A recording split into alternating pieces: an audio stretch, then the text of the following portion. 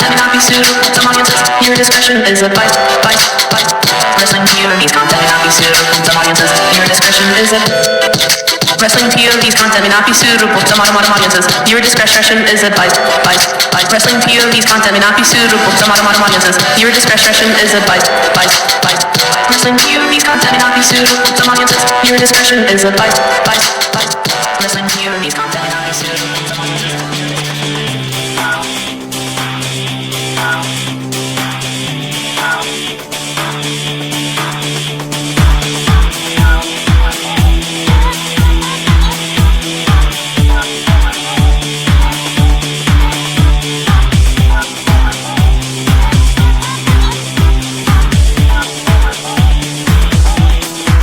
What time is it, ladies and gentlemen? Well, as the great Alanis Morissette would say, you ought to know, it's time for WPOV Global.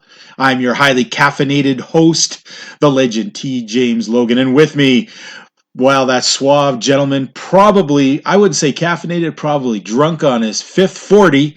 We're talking about the gentleman himself, Elio Canella, the only man who will go on a vacation with no clothes, only booze and penicillin. You figure out what that's for, ladies and gentlemen. Elio! What's going on? My bucket of sleaze, how are you, my friend? I'm doing well, how are you? Oh, of course you're doing well. You live the lifestyle you lead. You're like a porn star who doesn't shoot. What the heck? Come on, man. Anyhow, I can tell you've had a rough week. You're a little more quiet than usual, my fair gentleman. What's up? Yes, I don't know, I'm just, it's one of those days, it's a long day here. You know what? I can tell. At 6 a.m. in the morning. Yikes, there's a 6 a.m.? Wow. 6 a.m. Well, you know what? Let's face it, Elio. Me and you had a bit of an easier week this week because there was absolutely no New Japan Wrestling this week. That means no 4, 8, 12, whatever many hours they're going to throw at us. We had a quiet week. I kind of missed it. You know, so did I. Kind of missed it. Masochists. We're masochists. We totally missed it. Well, you know what we didn't miss? Well, okay. Here, let's get something straight. We missed a few things last week when we did our poll. Uh-huh.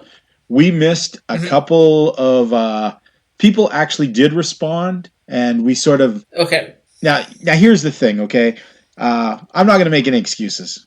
You know what? I'm not even going to say the thing. We missed a few people, and we're sorry that you wrote in comments, and we didn't get those comments in time. So you know what? If your feelings are hurt, wah, it's wrestling. Roll out of it. It ain't real. And but we do have a poll for this week. And first of all, yes, we do. Let's go over this poll. And I'm not sure if fans maybe we weren't super clear what we were getting at here, because I was a little surprised at the answers for it and the only results. Only 3 comments. Well, not just the comments, but I'd like to, just the way people were leaning. I mean, first of all, Elio, the question was about Piper Niven. Me and you watched that match last week. And I'm not sure if we were conveying enough what we were getting at, but there was a point in the match where Zaya Brookside gets nailed down on the ground. She's laying there on the floor. Mm-hmm. Piper Niven pretty much just steps over her and goes after Rhea Ripley. Now, I get the fact that she and Rhea Ripley are having a feud, but I mean, your partner just got smoked, is laying there on the floor, dying like a fish, and she just walks over and starts fighting the other girl. Now, I'm sorry, but I'm going to tell you, I thought that was jerk maneuver. That was on par with anybody who used to watch Stampede Wrestling used to know that Bruce Hart was the worst tag team partner in the world. He would not let go of that tag rope. If you were getting the shit beat out of you with a chainsaw, he would just stand back and watch. So, now, what do you think about that? What did you see? What did you feel when you saw that, Elio? No, when I saw that, my first thought was, what are you doing? You're just going to leave your partner in there to take the fall and lose the match. What's going on? No, I mean, first of all, we knew Rhea Ripley was out there for the distraction, but still, I know you're feuding with Rhea Ripley, but you got a match to focus on, so it's like, why would you risk losing a match just to go after your enemy there? Well, not only did she risk losing the match, but I mean, Xia Brookside was like out. She was on her back, knocked down, and she walked over. She didn't even like pick her up and then attack Ripley. She just was like, out of my way, bitch. I'm gotta go fight, you know? that part when I saw that, I was like, wow, it just walked right over the person. Now, when we took a poll of this, 39% of the votes said she was a jerk. 61% said it was good strategy. And I like to say, the people who say it was good strategy, what exactly was... jerks. Yeah, well, what exactly is the strategy? I mean, she lost the match. What was the strategy? Yeah, no one wins there. The only people that win are Jazzy and Jenny. Now, one person, Daniel Fryer, wrote in, and being very glib, he wrote, "You should ask the person who wrote the script." And I couldn't let it slide. So I replied with, "Considering that's a WWE writer, I wonder if he even knows what he meant." You know, and it doesn't seem like those guys are... Sorry, go on. No, it's okay, go on. There's one other comment here. Read it. Another comment here from Aaron Myers, and he said, sometimes being a jerk is good strategy. You know what? I'm going to say I don't disagree with that, okay? But I would like to point out something very important here. In this case... What the hell was the strategy? It's not like they won. They totally lost the match. It didn't help. They totally lost the match. And Xia Brookside got her face kicked in. So explain to me exactly what was the strategy here, because it didn't seem to help. It didn't seem to help the cause at all. I'm flummoxed here, man. What was the strategy? I have no idea. Okay, now I'm going to do something I don't usually do. Okay, I'm going to step back here, and this involves last week's poll. Okay, now we shared it out to pages, but so did other people on our network also shared it out, and we didn't get actually access to some of these comments. So I feel bad about people who actually wrote in, because the thing is, you know what? We want to hear what you got to say. And I was kind of glib when I said, oh, what the hell? The truth is, I am going to read some of these comments from last week's poll and give the people the credit, because you know what, folks? You write into us, you know what? Even if you have a hard name to pronounce, you're okay in my book, all right? Now, last week's question involved Chris Jericho or Adam Page.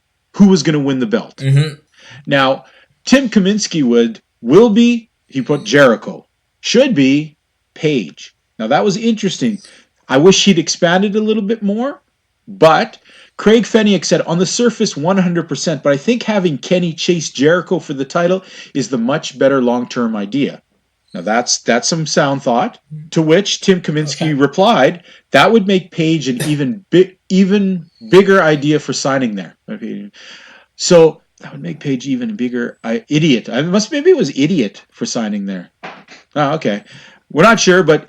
I get what they're saying. Tim Kaminsky saying, you know what, just like we were saying, Jericho is probably, if you're going into a network battle, he's a name guy. AEW has been trying to say it's going to be different, so Page is who it should be, but it more likely will be Jericho. And when we get into next week's poll, we're going to get into why that's important, okay? We also had Michael James, who wrote, Jericho automatically lends the championship credibility. Page being in a knockdown, dragged out fight with Jericho will make him look like a star to a public that doesn't know him well. He can chase Jericho for a while, take him down, and become the story of triumph if he's booked to take the championship from him in a hard-fought match. Michael James, that is some awesome thinking right there.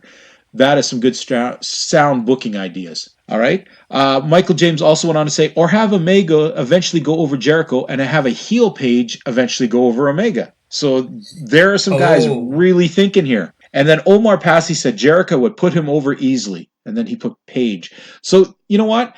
A lot of guys, I think, were looking at the idea we were of how, Jericho may not be at this time in this stage of his career the better long-term idea for a champion, but he definitely has a name credibility that Hangman Page just does not have right now. And the last comment I'm going to read is from Mike Brown, who wrote, Jericho gets them more press, probably, but he also stigmatizes them as a company, cough, TNA, that takes WWE casts off and makes them their champion over AEW talent. Mike Brown, that is an awesome point also. I can't believe it. I was expecting a bunch of idiot answers, and instead, I got some really thought-out stuff. So you know what? Kudos to all you guys, all right? All you guys who wrote in last week's, that was some cool thinking, and that's what we like to see on the show. I mean, we've taken time where we've talked a little bit about booking and way things and why things go.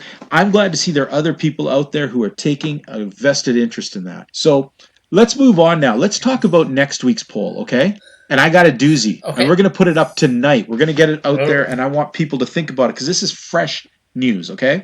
We all know that AEW is coming up soon. There's going to be a weekly show, and that all sounds great. And people are wondering, what would WWE do? Well, it just so happens that today, WWE has signed the NXT show to a rival network of AEW's, and they're probably going to go head-to-head to counter-program against AEW.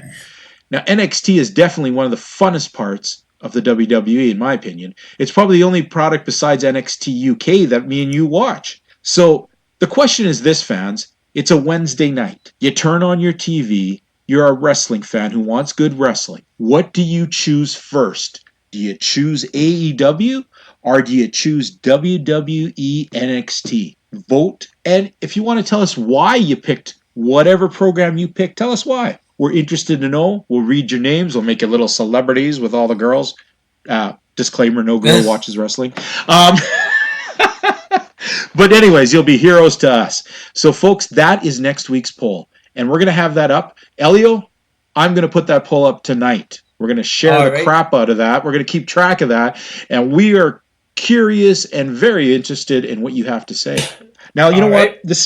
Let's move on to some news. And first of all, I'm going to get the little news out of the way. I just found this was really interesting. Looking at MLW, okay? We have coming up the, what are they calling that thing? The War Cage or something like that? War Chamber. War Chamber or something like that? Okay, the War Chamber, which is basically War Games. We do know that the Contra unit is in there. They had talked about they were bringing a fourth person. Well, we found out it's that new crazy guy that blinded Marshall Von Erich last week. Did you catch his name again? I just had it in my head. It's gone now. Wow, it's gone. Whatever his name is. The guy that's how memorable he's going to be. Well, let's hope not. But let's face it. I've got my doubts about Contra. I'm saying. Yeah. Like, we'll see what he can actually do first. Yes. And now, I'm not sure if it's going to... Well, we do know it's going to be on the other side, Tom Lawler and the Von Erich brothers. Now, the Von Erich brothers, Marshall said on this week's MLW that in their corner they were going to have Kevin Von Erich. Now, it's still unclear to me if he's actually going to wrestle or just be in their corner. If he's going to be wrestling, well, that's going to be something to see. I have a feeling he's going to be in their corner, but we might see him put the claw on someone by the end of that match. Okay. Do you think there's going to be a fourth wrestler that they're going to announce then to be on Lawler's team? It's hard to say. Maybe there might. Maybe there might not be. I'm not sure. I'm leaning towards maybe Kevin Von Erich's just a little too old to be in there. So I'm going to say that somewhere along the lines, hopefully they find a fourth wrestler. If not, that's why I said. That's why I said he's probably going to be there just to get the claw on someone at the end. True, but then again, you look at Waldo Von Erich. I mean, that dude, or Fritz Von Erich. Fritz Von Erich. Kevin's dad wrestled into like his 60s and crap like that. So, okay. Who knows? Okay.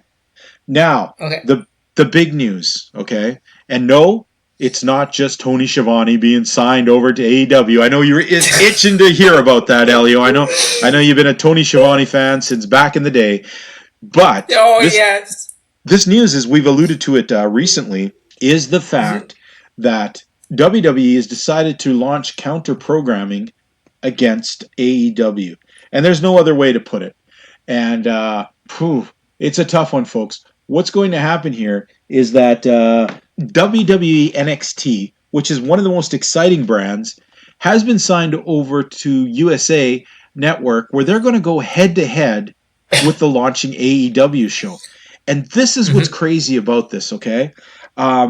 This is a little more dangerous for AEW than people might think. For the simple fact is, it isn't 205. It isn't like they're putting Raw or SmackDown, which we already know AEW is trying to establish itself as a whole different kind of product, a very wrestling sensible project, right? That's what NXT is in WWE. It's about as close as AEW is going to get to what they're trying to achieve. So now, what do you go for? I mean, NXT already has built a reputation on the network as being a solid, fun wrestling show. Now it's going I love NXT. Me too. And of course NXT UK, which we cover, are two just really, really good programs that are not full of the ridiculousness that you find in the WWE. So NXT I'm very Canada curious. Coming soon. You think so? I hope so. I'm not sure if I'm going to watch. I'm not sure if I'm going to watch NXT Argentina or NXT Albania, but we'll see. We'll see. Anyhow, so that is some big news, and fans, that's why we put that poll up. We're curious where you guys stand on this. So yes, write in, tell us what you think. Now, let's move on over to. We're going to talk about something that this week there wasn't a heck of a lot of movement going on. But there was some, and we're going to talk about it. We're going to talk about our New Japan Pro Wrestling report this week. This week, the Super J Cup is coming to the United States, a 3-day tournament. What we have in front of me is the lineup for this tournament, and I thought, we're not going to know all of these guys, obviously. There's a few guys in there that I don't recognize their names, so that'll be interesting. But let's take a quick preview of who's in the first round, and let's pick let's pick who we feel might actually go into the finals here, okay? So, we have Rocky Romero versus Sobernero Jr. Do you know Sobernero Jr. by any chance? No, I don't. Okay, I have seen him once or twice. He is a young guy. I, however, am... Now, you know what? I'm going to give Sobernero Jr. The edge over Rocky Romero. He's a young up-and-coming guy. Rocky, the solid man there. But, Rocky Romero's seen better days. Okay, he's not exactly. I'm gonna go with Soberano Jr. Rocky Romero doesn't really need this. Next up, Clark Connors versus TJP. Now, I have no idea who the heck Clark Connors is. No idea. I do know TJP. Isn't he one of the LA Dojo Young Lions? He could be. He could easily be. I have no idea, buddy. But I am going to go with TJ Perkins here just because TJP has been on a bit of a roll, and he's a credible, young, still hot wrestler. I shouldn't say young. He's not exactly young, but he's youthful. I will say that. And the next matchup, we have Carnistico versus Bushi. Because I went with Sobernero Jr., I'm going to go with Bushi here in this round. Bushi's a very credible, very tricky. He's one of those guys that cheats his way a lot with LIJ. Definitely got to keep our eye on. I'm going to go with Bushi in this round. Okay, I'm going to go with Caristico. Okay. Next we have Reisuke Taguchi. That's the guy who's always throwing his butt in people's face. Versus Jonathan Gresham, who's sort of a miniature version of Jay Lethal. I am going to go with Jonathan Gresham here because I think... same. Taguchi tends to spend too much time goofing around, and Gresham, he's really trying to show that he can run with anybody. And I think he's a little more hungry here. I have a question. Yes. Because I'm on the website right now. The first match is a tag team match. I guess that doesn't count, right? Yeah, we're not going to look at any of the tags. We're going to look at just the tournament stuff. Okay. All right. Now, here's an interesting matchup. Two guys who are in the Bullet Club. Well, no, let's not. I forgot about this. Robbie Eagles is Chaos now. Yeah, he left the thing. Here's two guys, and he left the Bullet Club because of the problems he had with the man he's facing here. Robbie Eagles rematching with El Phantasmo. Ooh. Now this is good. I got to admit, Robbie Eagles really showed me a lot in the Super Junior Cup, and you know what, though? I think El Phantasmo has proven that he is one slippery douchebag. And I think he's going to probably anger Eagles and somehow force Eagles to slip up. So I'm going to pick El Phantasmo in this one. Yeah, I'm going to go with Phantasmo because he's such a heel. All right, we got Yo versus Dragon Lee. I think Yo and Sho didn't have the best tournament in the Super Juniors. I think Dragon Lee has really been he's really been putting himself up there a lot more than a lot of luchadors of late. So I'm going to go with Dragon Lee. I think he's going to ride his popularity and ride his winning streak now, and I think he takes it over Yo. Yeah, I'm taking Dragon Lee on this one as well. Now, here's an interesting one. Just as I said, Yo and Sho didn't have the best turnout. Somebody who had a terrible, terrible Super Junior Cup tournament was Taiji Ishimori. Man, the Bone Soldier did not do very well. However, I am picking him in this round because I think he needs this. He needs to show that he is not just a joke, you know? So I'd pick Ishimori over Sho. Your pick? I'm going with Ishimori. All right, and the final and the last match in this thing, this has been a dream match for Will Ospreay. Will Ospreay has said forever he's wanted to fight the Amazing Red. Will Ospreay versus the Amazing Red. This is going to be a great match, but I think Amazing Red is not going to be very far in this tournament. I think it's going to be Will Ospreay in this. Yeah, I was when I was looking at this before we went on the air, I went with Ospreay in my pick. All right, so Super J Cup final round. All right. When we look at the finals here, when we go to the very end, who do you think is going to win this year's Super J Cup? Who do you pick? And then I'll tell you who I pick. Okay, you know what? I am going to go with Ospreay. Ospreay, nice. I pick Ospreay to make it to the finals. However, I think he is going to lose to El Fantasma. I think El Fantasma is going to have a breakout tournament here. I could be wrong. Ospreay has been looking incredible. Good, solid pick. But yeah, I'm going to go with El Fantasma. Okay. So fans, this is a 3-night tournament, which it's not as big as the whole, the Super Juniors tournament, which we saw earlier this year that had some, that determined who would be the number one contender. This, however, is a prestigious cup started by Juice and Thunder Liger, this is his last year of competition. So it's, he really pushed hard to get this in the United States. I think it's going to be a fun tournament, and I think El Fantasma, you've got Will Ospreay. This will be fun. It's going to be running this weekend. Let's see how this turns out. Next week, we'll be talking about it and see how we did. Yep. So fans, we're going to take this time to take a little bit of a break, and when we come back, we're going to talk about our regular 3 shows, and guess what, Elio? What's that? I don't have somebody new for the book, but I have found enough anger in me for somebody who's already in the book that I am putting him in our Chapter of Perpetual Losers. That's right. Oh my. Okay. This guy has made me so. I'm getting mad thinking about him right now. Oh geez. So fans, I'm gonna sit back. I'm gonna drink a Diet Coke. I'm gonna try and calm down a little bit here. Elio is probably going to sit back and drink like 12 Zimas and 14 shots of rye and who knows what other things the girls that are hanging out with him are going to do. But when he comes back, he's going to be ready too, because we're about to hit you with the 3 shows we cover every week. That's MLW, ROH, and WWE NXT. Folks, let's see how they're doing in their battles, how their shows are looking, and you know what? I'm going to shut up now. Everyone's probably sick of my voice for now, so we'll see you guys in a few minutes. Hello, this is Miguel Cole from the Wrestling POV podcast. Wrestling POV and Wrestling POV Global is affiliated with the Collar and Elbow brand. Go to collarandelbowbrand.com and save yourself 10% by using promo code WPOV. Collar and Elbow has t-shirts, hoodies, sunglasses, and more. And the best part, you're helping out your local indie wrestlers. And you're helping out the best wrestling podcast of all, Wrestling POV and Wrestling POV Global. You don't want to miss out. So save yourself 10% by using promo code WPOV. Oh my goodness! What's up? This is Jeff Cobb. You're listening to WPOV Global. Hey folks, we're back. Diet Coke is probably going to give me, what is the stuff they give you? Alzheimer's and stuff like that from drinking all this aspartame.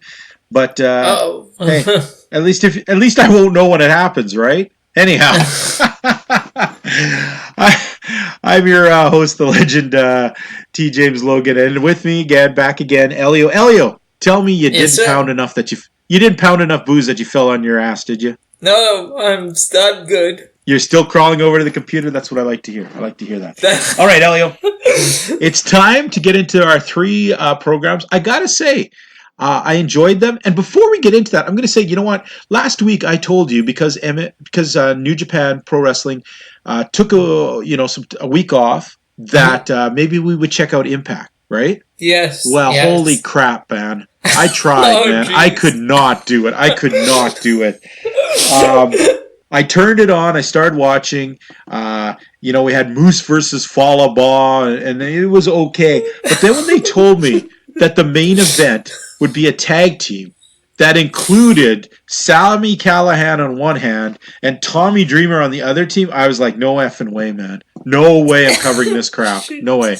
So you know what, Tessa Blanchard, you're an awesome wrestler, but hanging around with them losers, ugh, yuck. Anyhow, let's get into some WWE, NXT, and UK. And you know what? A fun show. Let's check it out. Elio, tell us what you saw, and let's talk about these matches, man. Okay, NXT UK, our opening match was Flash Morgan Webster defeating Mark Coffey. And this is to earn his team a spot at TakeOver Cardiff. Which makes no sense, does it? I mean, a singles guy meets a singles guy, and then if his partner... Yeah, okay, let's just get past the silliness of this. I would imagine that they would put him in a tag team match, but what do we know? What do we know? So then we have Tony Storm cutting a promo saying she'll be ready for Kaylee Ray takes over. What's that? Hold on. What about the match? Mark Coffey, Flash Morgan Webster, what'd you think? It was an okay match. It was not bad. Yeah, it was okay. I'm going to say that too. Flash Morgan Webster is really small. Yeah. And skinny. And he dresses really funny. I guess it's okay. The mod father thing is something that we probably don't... A lot of people here in North America have no idea what the hell that means. But it was okay. But I got to say, I really think it's kind of dumb, this whole... partners, singles fighting each other for a chance to get into a tag team thing makes no sense to me. But Flash Morgan Webster winning with a funny, like an insult. It was an inside cradle even. It wasn't even like a definitive win. It was like a surprise Flash win. So that doesn't give me a lot of confidence. Flash Morgan Webster. Yeah, it doesn't give me a lot of confidence in his team right now. It's not like they had any kind of dominance here. So I guess that means next week we're going to see Mark Andrews taking on Wolfgang is, I guess, the natural progression here. Oh, no. Okay, Tony Storm. Tony Storm cutting a promo saying she'll be ready for Kaylee Ray at TakeOver. That wasn't it kind of an odd interview? I mean, when she started talking about Kaylee Ray, like, Tony Storm just, like, stopped and, like, I don't know, looked like she was lost in space for a second. And it was just like, did she just have an aneurysm? It was... I'd say some weeks her promos are good, some weeks they're not that great. Yeah, this week's was a weird one because at first I thought maybe she froze up, but then I realized she was playing a kind of a character thing, which was kind of cool. So yeah, I don't know what to think. Like sometimes Tony Storm is like you said, sometimes she's incredible. This week was confusing, I'm going to say at best. Okay. And then we go back. Then we go backstage to get comments from Jordan Devlin when a brawl breaks out between Rhea Ripley and Piper Niven. Now, you know what the best part about all this was? Well, I guess two best things. The two best things. One, we didn't have to hear Jordan Devlin speak because, man, he's a whiner and I'm sick of his crap. But, man, my girl Rhea beating on who would probably be my second girl, Piper, just watching them roll around was fun enough. So, yeah, win-win. We both win. We both win. The next match we had Travis Banks defeating Kenny Williams with the Kiwi Crusher, I believe. Yeah, right. That's it. Yeah. I like this match. Travis Banks. What do you think of Travis Banks? When we first saw him, I thought, okay, he might be okay, but I'm not really sold on Travis Banks. Okay, I'm a little bit sold on him, but I am totally not sold on Kenny Williams. I mean, this guy looks like, the skinny, smart-ass kid you all know wears sweats around. Like, he doesn't look like a wrestler. He's small, and, I mean, Travis Banks is kind of small, but he even looked at least like he had a build bigger than Kenny Williams. Did you catch the nickname that Kenny Williams has? No, what is it? The Luckiest. What? Okay, how? Okay, I thought they were just being facetious when they said that. How is he the luckiest? No, that's his nickname or whatever that's what they call him. I don't understand. I'm lost at that, buddy. I'm totally lost. Travis Banks, though, he took the win. But where do you go from Travis Banks? I mean, he already has lost to Walter. He's, hopefully he can be rehabilitated. I thought he said it was time to press the reset button on his career. Yeah, I know wrestlers who say that every week. Yeah, Kenny Williams should press the reset on his eating button because that boy better eat a sandwich. Holy smokes, he's a skinny little fart. All right. Of course, we had Noam Dar, who managed to bore us even more hanging out. I'm not even sure why he's there. Let's go to the main event. It was just actually, there was a match before the main event. We had Nina Samuels defeating Isla Dawn. Oh yeah. You're right. I guess I tried to blank out Nina Samuels. I gotta say, I like Isla Dawn. I don't know why they're not pushing her. Yeah, I like Isla Dawn. I mean, she really impressed me in this match. Nina Samuels didn't. I mean, she had one or two flashes, but man, she just does not. I don't know. I don't understand. I don't know what I was thinking when we first started watching NXT UK. Because if you remember, I'm like one person I want to see more of from Nina Samuels. No. Yeah, be careful what you wish for, buddy. Maybe I started drinking at that point. No, I'm pretty sure you were drinking from the moment you popped out of the womb, my friend. Can you wish maybe to see more of Isla Dawn? Because I'd like to see her a lot more than Nina Samuels. So would I. I'm going to tell you something, and this will probably give it away. Now, I mentioned that I have somebody for the Chapter of Perpetual Losers. It's something about this match that made me enraged. Okay. Something about this match. And I think you know now who I probably am going to put who's going to move over from the book into the chapter. Idea. Yeah. If I hear the word Nina Goroshi one more time, I am going to...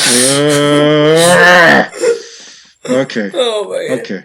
I'm just going to take some Diet Coke as well. A new match has been announced for TakeOver Cardiff with Dave Mastiff versus Joe Coffey in a last man standing match. You know what? Did you go back and watch that match like you said you were going to?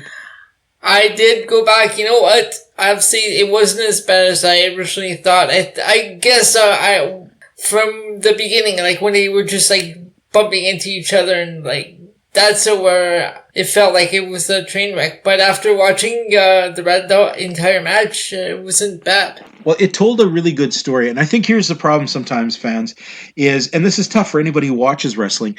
Sometimes you may dislike a wrestler, okay? Maybe you dislike two wrestlers, and maybe those two wrestlers get put in a match together, and you don't really give it a chance because of your dislike for them. Now, that was the problem, I think. Going in, we've never really liked the Coffey brothers at all. Dave Mastiff is someone we both rolled our eyes. So the idea that, Joe Coffey and Dave Mastiff would have a good match didn't even occur to us. We just were kind of rolling our eyes all the way.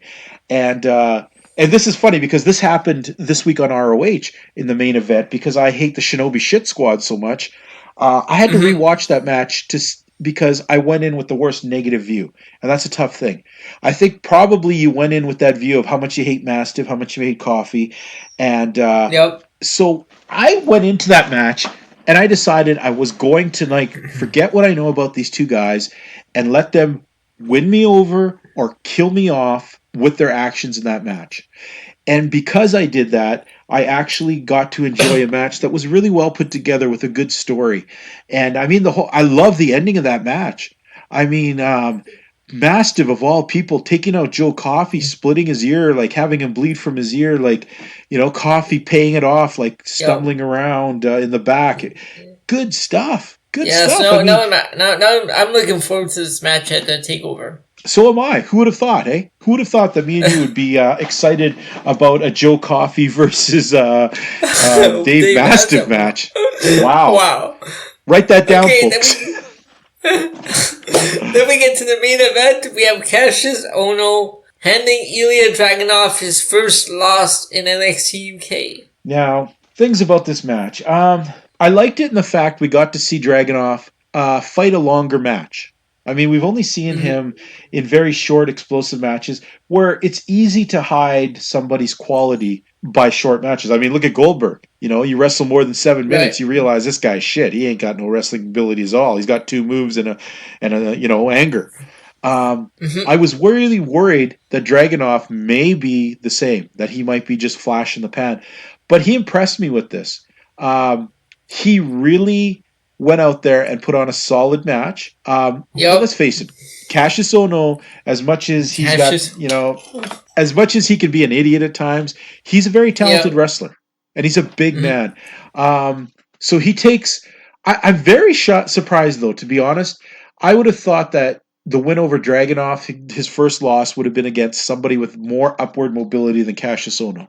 So I'm very surprised at that booking. Cassius had a great match.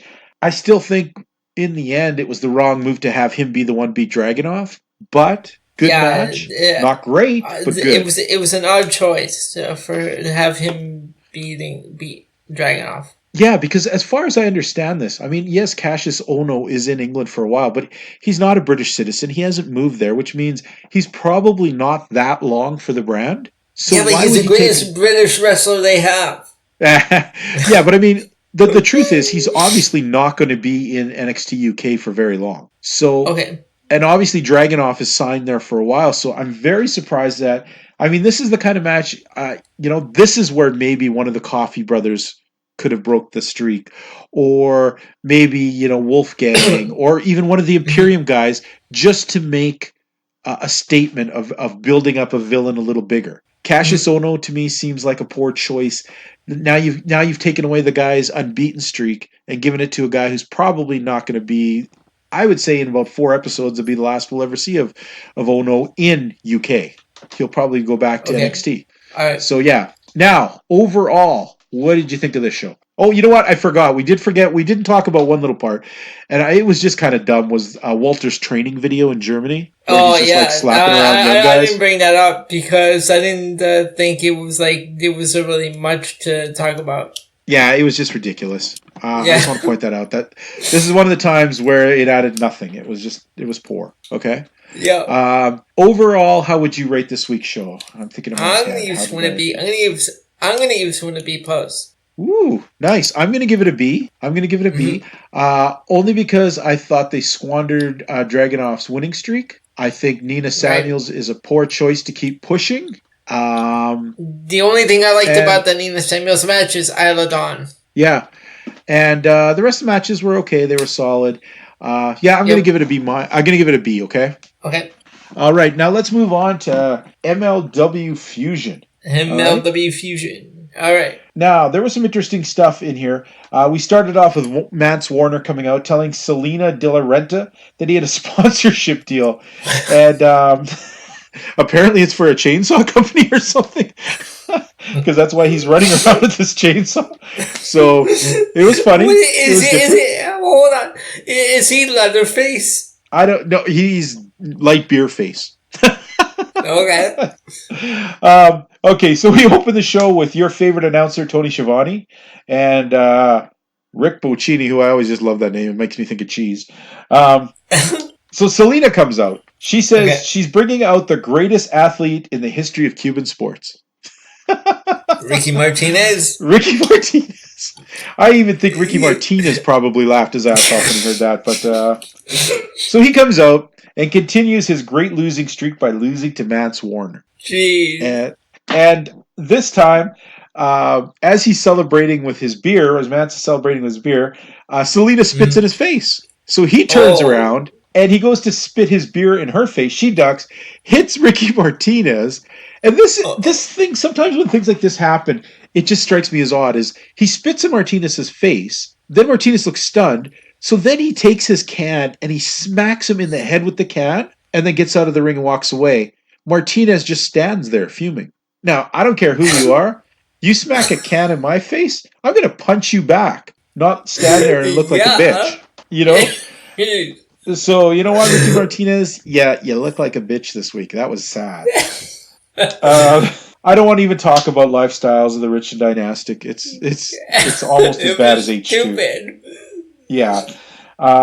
We had an interesting thing, and I like this was a playoff, is they talked about how Hammerstone had injured Savio Vega, and they played it up that he tried to purposely injure him with his move, and that now that the officials are going to make a ruling if that move is safe to use. So that's kind of interesting. Oh, I like you know that. what? Hold on. I just had a thought. Yeah?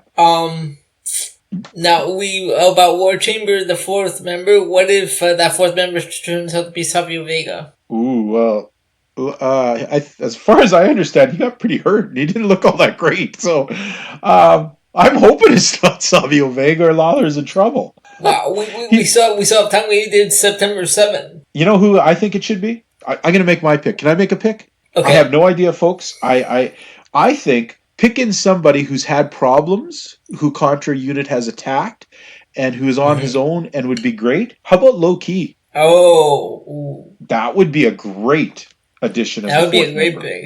You know, he'll just straight up kick them in the face and it'll right be there. over. Yeah, he'll just kick off more than the face, and the match will be over. I think that would be a good thing. We got this. We got a really. I don't know. I'm tired of it when like a wrestler's injured and then they go to like, we have via satellite. Bullshit. You do not have them via satellite. The update. Yeah, okay, we are in a modern world. Why don't you just say they were on Facebook Live or, come on, we set up a satellite? Like, what the hell? Are we in 1985 here? Okay, anyways. Right? So they have Marshall Von Erich wearing sunglasses where you can totally see his eyes rolling around as he's talking about how blind he is. Okay, whatever. We then have a thing where Selena... this part got me a little bit confused. Selena is out there and Conan shows up and he's taunting her and says he wants his 3 demands. I'm still waiting for the other 2. The other 2, yes.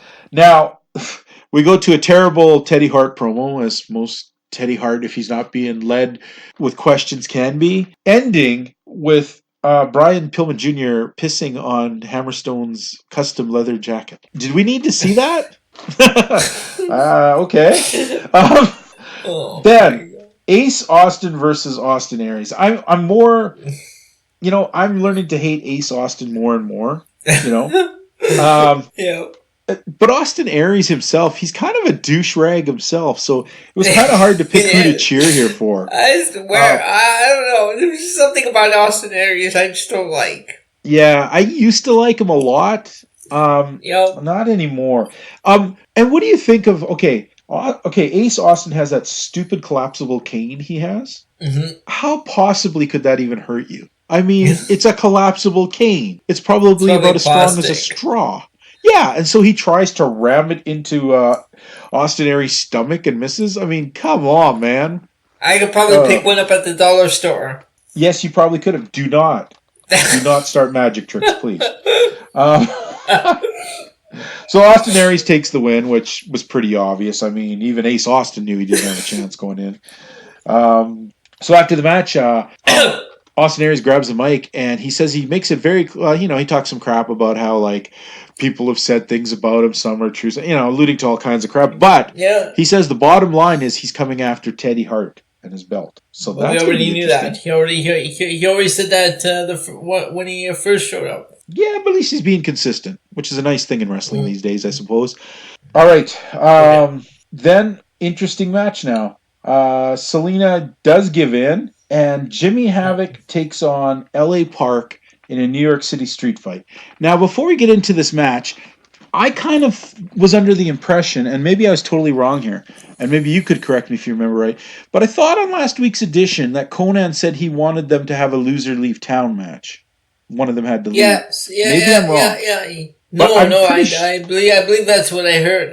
That the loser leaves the company, loser leaves town because Selena put Mance Warner against Sami Callihan. Yeah, and Sami was forced to leave. Now, obviously, though, this match wasn't a loser leave town match. They were still all buddies and shaking hands at the end. But a pretty tough match. LA Park taking a few staples, which was I surprised. He's not a young man, but he took a few staples. Jimmy Havoc, it was so nice seeing him smoked into those chairs at the end. The sad part is he got up. And then, after LA Park takes the win, Selena comes in. She's talking about blah, blah, blah, whatever, we're together. Then she forces LA Park to shake Jimmy Havoc's hand. And I found it odd that Jimmy Havoc's, the guy who got his ass kicked and the loss, is the first one to throw his hand out to handshake. And LA Park is reluctant to handshake him. But in the end, not only do they handshake, but they start cleaning up the ring, which was okay. Wow, I guess they're nice, tidy boys too. So then as they're talking, we hear Vance Warner's music comes on. Everyone's looking, at the entranceway. So, of course, he has to come out somewhere else with a chainsaw and chases them out of the ring. Texas, now, the MLW Chainsaw Massacre. Now, is it just me? Does it mean that it would be kind of funny if he cut off Jimmy Havoc's arm with the chainsaw? Wouldn't it be a little bit funny? Yeah, that's just me being mean. Overall, I guess it's fun. MLW is always a fun watch. I'm going to say, though, it is. The matches this week just didn't have the usual oomph I'm expecting out of them. So I'm going to go with this week and say that I'm going to give it a B minus. Okay, yeah, I'm going to go with a B minus as well. All right. What things bothered you on the show? Well, of course, first of all, Ace Austin always bothers me. Yeah, putting him with another douche rag didn't help. Yeah. No, just the Austin Aries, Ace Austin match, wasn't really into that. Other than that, it was just the lifestyles of the rich dynastic. I'm so done with that one. And H2 TV is also terrible. H2, yep. So that's about it. It's about the only things that, yeah. The only other thing that bothered me was the Marshall Von Erich live via satellite bullshit was, it was just dumb. So, yeah.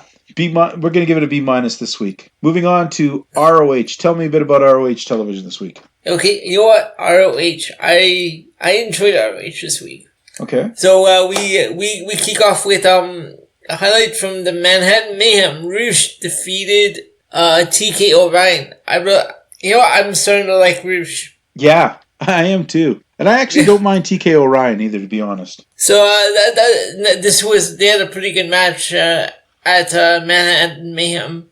Rush hit the lightning drop kick in the corner. It was awesome. Yep. Then we had TJ's favorite team, the Shinobi Shadow Squad, warming up backstage. I assure you are mistaken, sir. They are called the Shinobi Ship Squad. Then we have our second highlight from Mass Hysteria, Silas Young defeating PJ Black. I like that match. And I believe this was where Josh Woods interfered. He hit the low blow, then allowing Silas Young to pick up the win. Yep. Yeah. So that's pretty interesting. I want to see where they're going with this whole Silas Young Josh Woods story. Yeah, I got to say it has legs. I enjoyed it. Then we had our first. Hold on, one sec. What happened to PJ Black? I mean, when he left the WWE, he looked like he was 25. He looks like he's 48 now. And it wasn't that long ago. What the hell, man? Wait, is it just me, or does he have the same kind of hairstyle as Austin Aries? Yeah. Yeah, they're getting up there. I don't know what to say. Then we had our first match of the show. We had Women of Honor's championship. Kelly Klein defeating Carissa Rivera to retain the championship. This one, I enjoyed this match. I enjoyed it. I didn't think Rivera got a lot of offense in. I think she had a few, even Colt Cabana kept saying, man, is this chick going to do anything? Gotta say, loving Kelly Klein's gear, man. Yeah. I usually don't look so much at Women of Honor. They don't usually look that great, but man, she had some really butt going on in that outfit, I gotta say. Yes, yes, sir. And did you catch what the commentators said about Carissa Rivera? About being the daughter of Jose Luis Rivera? Yeah, I did not know that. That was interesting. Yeah, either did I. Yeah, that was a good throw out there. But then you know what? Colt asked it, but nobody answered it. So maybe it is, maybe it isn't. I don't know. One Yeah, thing I want to say about... because they were saying which Rivera. So I was waiting for like someone to actually answer that question. Yeah, it wasn't answered. Now, you know what's really funny is Sumi Sakai looks like she's a zombie, eh? Man, that chick looks old. Jeez. Like, really old. Like she's been She beaten just with the old walked stick or something. Anyway, out the aisle stone-faced, like, no emotion. I think that is her face, dude. Don't be racist now. No, I mean, she seriously looks really old, and she does not have the body of a wrestler. She just looks like, I don't know, like they got some... No, I don't know. She just does not look like a wrestler. Before we go on, what do you think about the allure? I love Angelina Love, but only as her looks. I mean, she's not a very good wrestler. Neither is the other girl. I once had a chance to sit down with Angelina Love, Davey Richards, and Tony Kazina one time, and we did like an interview with the three of them, and it was a fun time. Angelina Love's she's a lot smarter than the character she plays. I'm going to say that. Okay. I don't know if I'm really sold on Allure though. Okay, I'm not really sold on Allure. Right. I don't know. Yeah. Yeah. Okay, go on. And then we have our last highlight from State of the Art Lifeblood. Actually, I was confused about this match. If it was like a tag team or like a 5-way fighter deny thing, but it was a Matt 4-way Tavian match. Came 4-way match. Okay. With Now, Matt Tavian. What this was? Okay, what this was called the Defy or Deny match, and the concept is that the champion faces 3 other guys at the same time. If the champion loses any of at the end, if he gets eliminated, the last person in the match gets a title shot down the road with him. If he defies everybody and makes it to the end, if he makes it to the last 2 guys and wins, the last guy who he pins or defeats over will never get another title shut against him. And in this case, it was Flip Gordon. Yeah, Flip Gordon now does not get a title shot against him in this title run. And then we can move on to the second match. It's a neat concept, and they have... Yep. Mm-hmm. Do we have to? No, go on. Sorry. The Shinobi Shit God just make me laugh. They're just sad. Did you think for any amount of time... Oh, sorry. We must have cut out for a sec, but did you think in any universe that the Shinobi Shit Squad had a chance against against the Villain Enterprises? No. So wow, that's our. You know what? I had to watch this match twice because I couldn't get over the Shinobi Shit Squad. So I gave them a chance. The best takeaway in this whole match was when what's his name, Brody King, kind of they do that move where they do like a flinging. No, he did a move with Marty Scurll, and they throw Cheeseburger, sort of like a sunset flip kind of thing. And Cheeseburger just about went through the ropes. He went so far across the rope. It was pretty funny. Do you know what was a sad statistic they brought up during this match? What's that? That the Shinobi Shit Squad have the best winning record of any non-championship team featured on ROH television. But then again, they're the only team that they've been showing a lot on ROH television. So what does that tell you? Jesus. Elio, what did you think of this whole... what did you think of this week's Ring of Honor? I enjoyed this week's Ring of Honor. I'm really starting to like this format, so I'm going to go with a B+ on this one. All right. You know what? I got to say this. After giving this a bit of a time, I really do enjoy this format a lot too. Not only do we get a few good matches, but we also get some cool highlights from some stuff where it makes you feel like it's more than enough to be just a tease, but not so much that it's a drag. I like it. I think it's a cool way to present their product, and I'm going to give this week's episode an A. Okay. I liked it that much. I'm going to give it an A. So why don't you tally up and tell us who won this week's battle between the 3 brands? Okay, so it's a CEO. So we had NXT with a B+. No, we had ROH with B+, and MLW with a B-.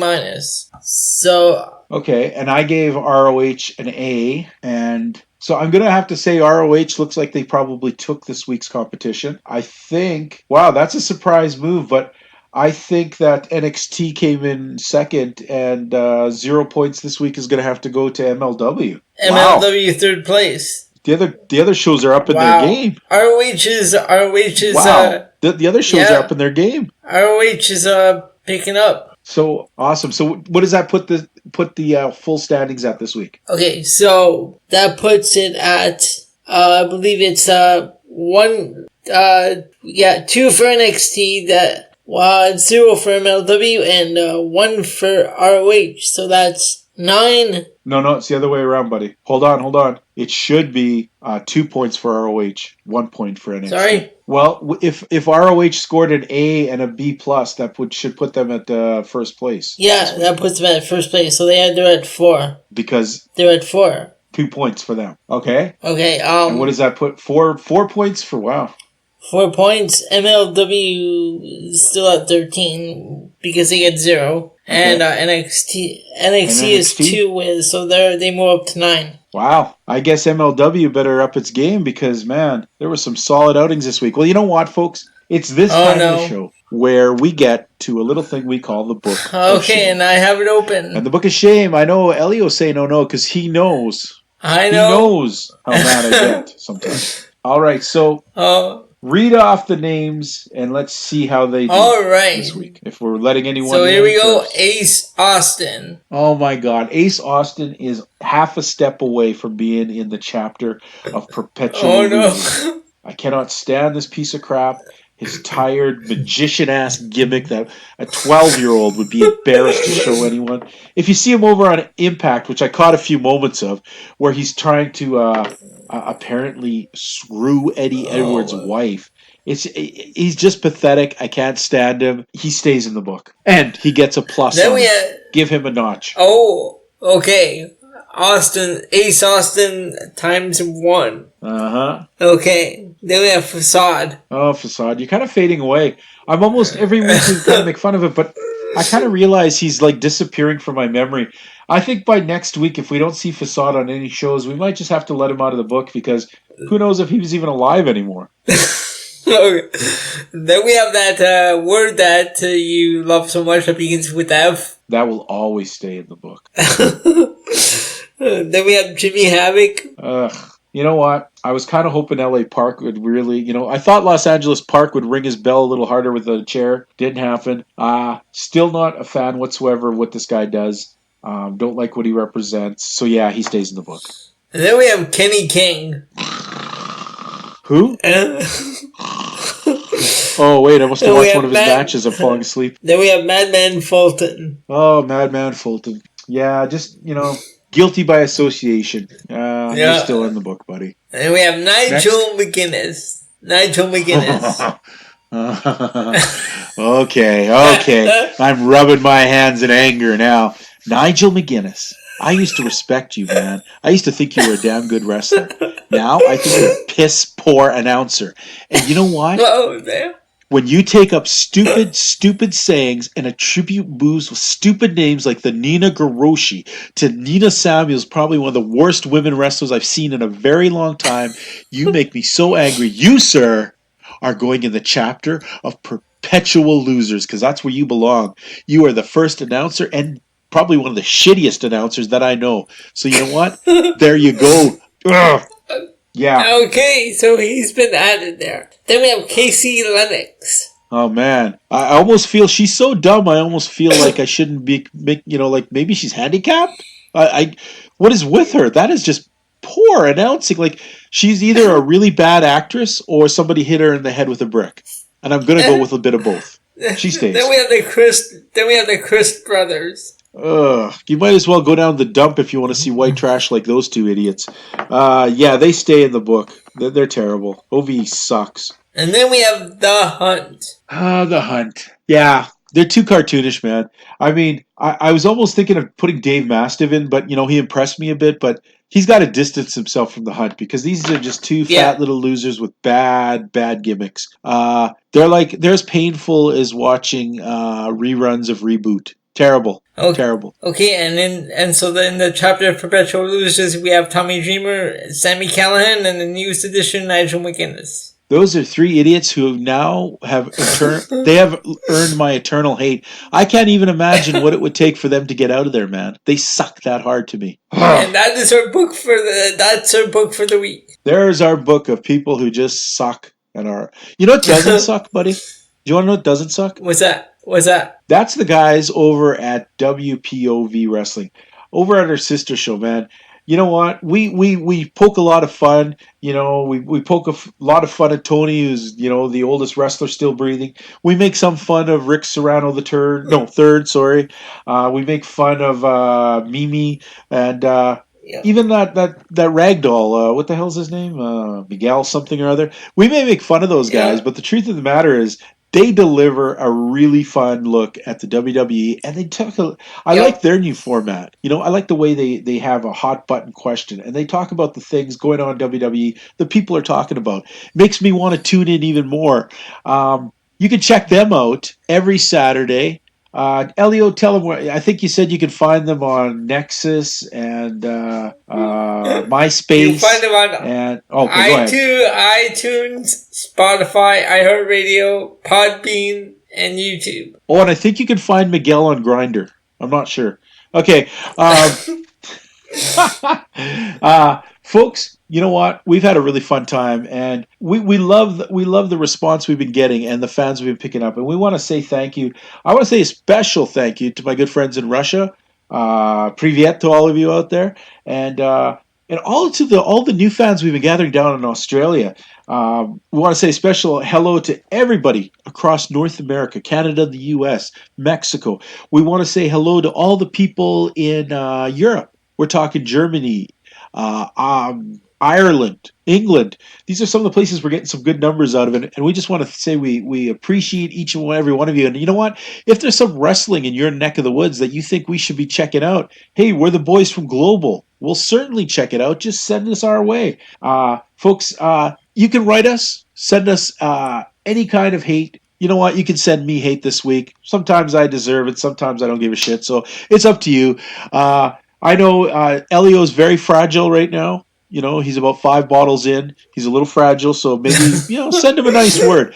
Tell the fine folks where they can send us messages, my friend. Okay, you can write us at Wrestling POV Podcast on Facebook, Wrestling POV 1 on Instagram, and Wrestling POV on Twitter. Well, you know what, folks? We've had a great time this week. We got to check out a lot of wrestling. We didn't get to see any Japanese wrestling this week, but hey, next week we'll be covering the 3-day Super J Cup, and we're looking forward to a lot more things to come. You know what? Impact isn't one of them. You folks have a great night. By the powers of Alanis Morissette and the love she's given me to continue breathing on this green earth, we'll be back next week. Elio, say goodnight to the good fans. All right, listeners, we will talk to y'all next week.